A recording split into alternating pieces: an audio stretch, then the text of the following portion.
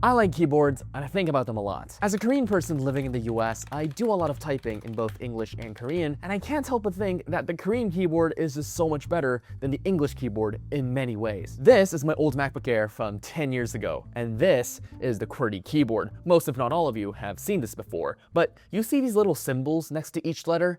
Yeah, that's a Korean keyboard, and it is awesome. I got this laptop right before I started high school, and since that was in Korea, this mix of English and Korean is the standard keyboard you get for any laptop you buy there. This Korean layout is called Prevails, and it's the most used Korean standard, like QWERTY for English. But don't be fooled, even though they exist in the same space, they're very different, with the Korean one being significantly better. But how is it better, and by how much? Okay, but before I begin, yes, I know more efficient layouts like Dvorak and Colmac exist, but let's just keep it simple. The most popular English keyboard versus the most popular Korean keyboard. No comparing apples to oranges here, just Korean pairs to American pairs. Before we talk about efficiency, let's first start with the design. The English keyboard's key placement just seems impractically random. I mean, it's sort of alphabetical. I can't be the only one who loves the FGH JKL streaks on the home row, right? But other than that, it doesn't make much sense. The vowels are scattered across the entire keyboard rather than being concentrated in one place, and 4 out of the 5 vowels, plus Y as well, are not even on the home row, making them inaccessible in our normal resting position. Why couldn't the norm be this beautiful layout? But alas, this video isn't about Dvorak, so we have to face the ugly truth. QWERTY is all quirks and no work. But the Korean layout, on the other hand, neatly and satisfyingly divides the keyboard into 2 halves, putting all consonants on the left and all vowels on the right. And because this isn't a how to read Korean video, I'm not going to go too in depth about the Korean alphabet, but basically, all you need to know is that vowels are those with the long horizontal or vertical stems, and consonants are everything else. The key placement is also logical and intuitive. On the top left corner, there are 5 consonant keys that have double versions of themselves. Korean has something called double top consonants, or pairs of the same consonants that make the sound more tense than its singular version, like pa versus ba. And there are exactly 5 of them. As a result, lining up the only 5 keys with this unique status together in their own little spot is quite satisfying. These double consonants can be typed using the shift key, as if you're typing capital letters in English. To go one step further, 4 of these consonants have aspirated versions of themselves, meaning there's more air in the sound, like pa versus pa. And these are mirrored on the bottom row in the reverse order of the top, so that each pair is in diagonally opposite areas, maybe to prevent confusion. The vowel side of the keyboard also has similarly satisfying pairings. These 4 vowels are adjacent to their own individual partners, those with 1 extra stroke that adds a Y sound, like ah versus ya. Moreover, in the top right corner, there is also a pair of double vowels, which isn't part of the basic Korean alphabet, but were placed there anyway. Since Korean has 2 fewer letters than English, 24 versus 26, this yields 2 extra spots of free real estate, which are assigned to these 2 most common double vowels for more efficient typing. They also have a roommate on the same key to accommodate 2 more double vowels that have the same Y-sounding extra stroke that I mentioned earlier, because, well, it's free real estate. May as well make the most of what you have, if you can. This 2 letters on the same key situation mirrors the 5 double top consonants on the opposite side of the keyboard, and just like them, these double vowels can also be accessed via the shift key. So the fact that the Korean keyboard achieves much better efficiency over QWERTY, as we will soon see, on top of this nice, thoughtful, even almost strategic design is very commendable. Funnily enough, the Korean keyboard layout was invented at around the same time as Dvorak's creation, about 50 to 60 years after QWERTY. So maybe good design just caught up late. Okay, so QWERTY might look weird, but can it redeem itself with its efficiency? To answer that, we have to look at how often each key on the keyboard is pressed, and we can do that by looking at a heat map. Darker colors indicate higher frequencies, so it's not a surprise to see that E, the most common letter in English, has the darkest shade. Let's assume we're doing perfect textbook-style typing with all 10 fingers, which I learned is much less common than I thought. I mean, I'm not perfect either. I type like this, my poor left index finger. But the point is, we're not typing like hawks, where we're just doing this. It turns out QWERTY's left to right hand ratio is roughly 57 to 43. This means that both hands don't work equally and the left works slightly more, which isn't too surprising considering the 3 most used letters, E, T, and A, are all on the left side. I mean, I personally don't mind. My left hand is stronger even though I'm right-handed,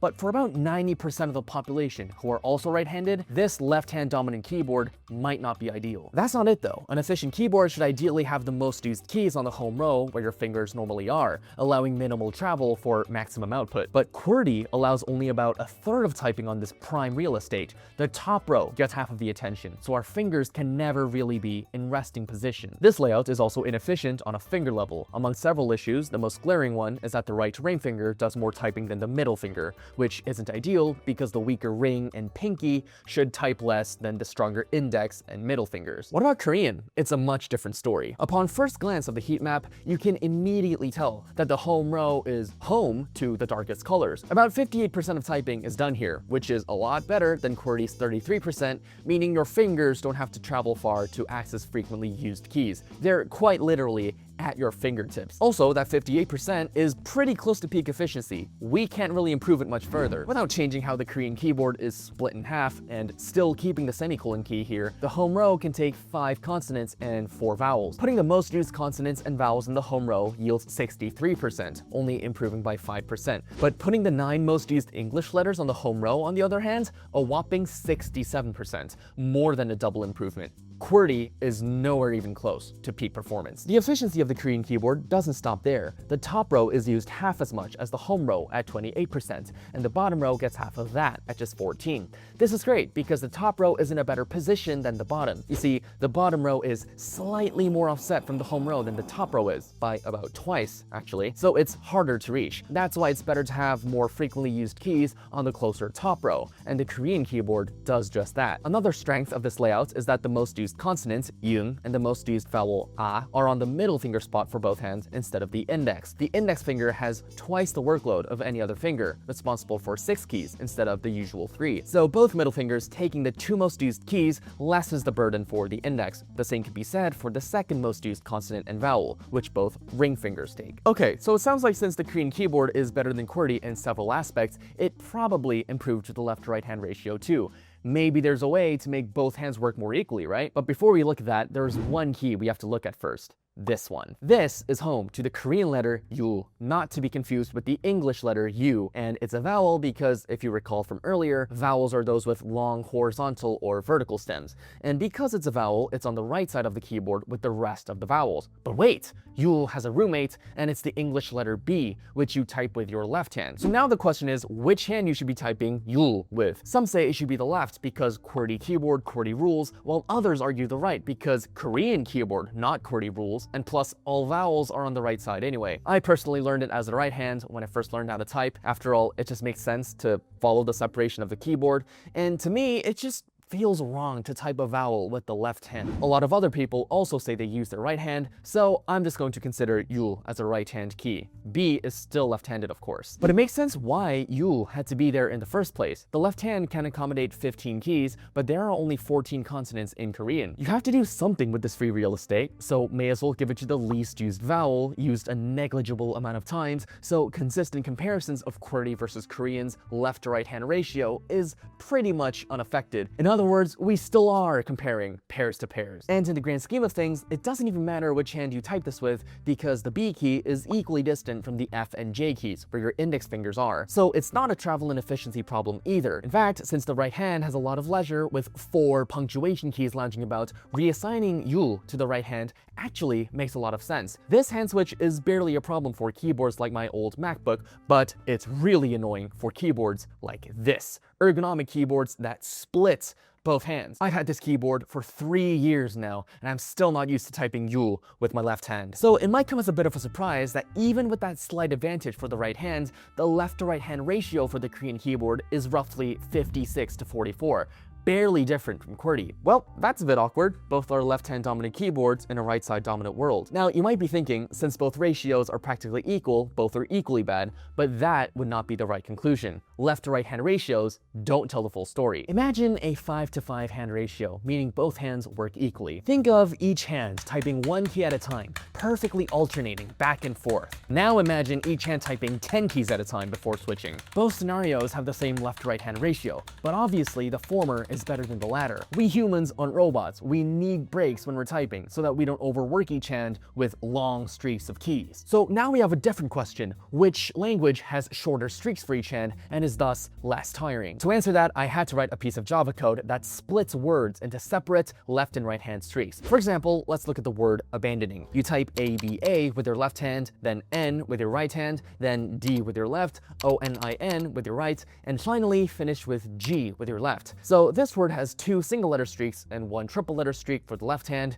and 1 single letter streak and 1 quadruple letter streak for the right hand. I did this for over 42,000 words in the dictionary. This is the result from the code. We can see that for any given streak length, there are always way more left-hand streaks than the right. Left-hand streaks are much longer too. The right hand was capped at 9 keys in a row, when the left went all the way to 12. Using a weighted average, we can find the average streak length for each hand, roughly 1.95 keys for the left hand and 1.66 for the right. That's how many keys each hand presses in a row when it is its turn to type. But this is still misleading because we're looking at streaks on a word level, not a phrase or sentence. For example, the phrase reverberated stewardesses is really 1 long left streak of 24, not 2 streaks of 12. As a result, this macro view of English reveals that both hands are even more overworked than we initially thought. To adjust our streak lengths, we only have to consider instances where the last letter of a word and the first letter of the next word are typed with the same hand. That's pretty easy to calculate. Left-hand keys are the first letter of words about 2/3 of the time and the last letter nearly 3/4 of the time. This means that the odds of your left hand finishing a word and then starting the next is a whopping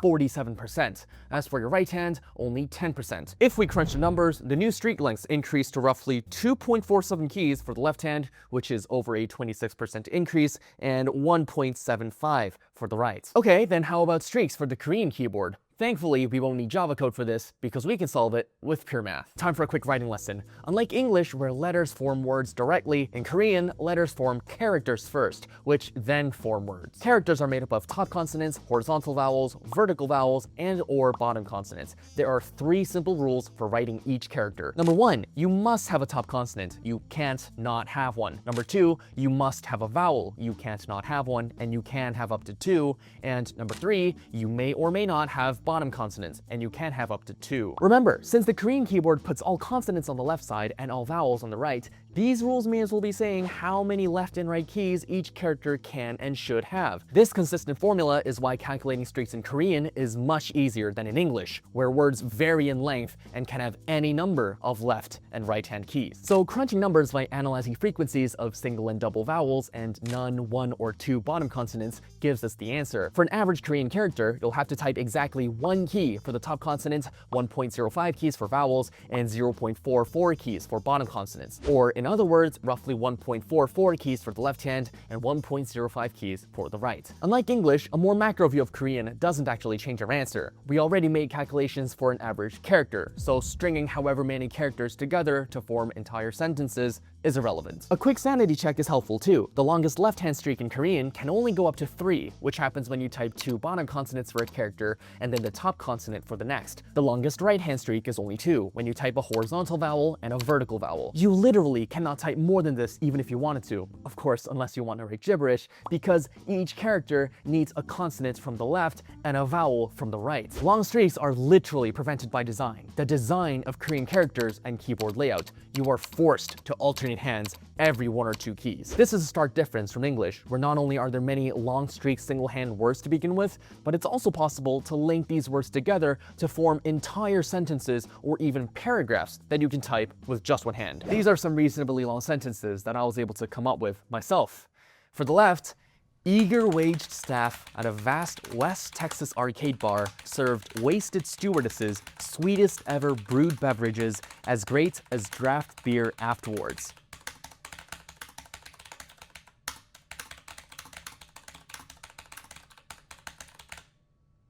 And for the right, hi puppy, only you, jolly pumpkin, jump up and joy. Look, my minion, join my holy pool.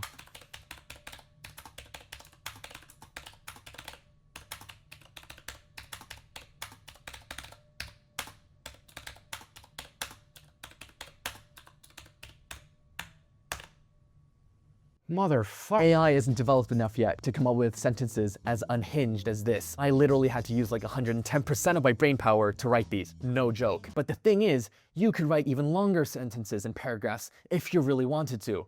And that's what's scary. So needless to say, English streaks are longer than Korean, by 71% for the left hand and 67% for the right. In other words, that's how much each hand is overworked for QWERTY relative to Korean. A one or two key difference might not sound like much, but when you're typing thousands or tens of thousands of words for an English essay, a news article, or even a novel, these little strains add up quickly. And during hours-long sessions of relentless typing, no alternation goes unappreciated. Well, what do you know? The Korean pair does win in the end. The Korean keyboard has an edge over QWERTY in basically every single aspect. Better key placement, higher home row usage, and more frequent alternations of hands. So then what would be a more efficient English keyboard? Is it Dvorak or Colmac, or is it something else completely? That's a story for another time. Not K-pop, K-pair. Oh my god, it's so pretty. Honestly, this could pass as like a Greek golden apple.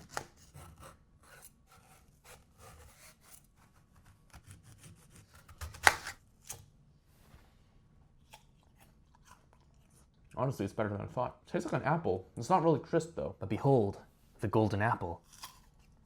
Oh, it's so good. Well, what do you know?